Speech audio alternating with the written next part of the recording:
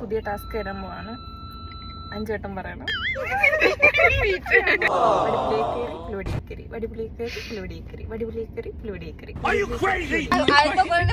I am going to give you bad words. No, it's okay. വടി പുളിയെ കേറി. I can't do it. വടി പുളിയെ കേറി. പുളി വടിയെ കേറി. Oh God, I can't. Forget me. വടി പുളിയെ കേറി, പുളി വടിയെ കേറി. സ്പീഡിൽ വടി പുളിയെ കേറി, പുളി വടിയെ കേറി. വടി പുളിയെ കേറി, പുളി വടിയെ കേറി.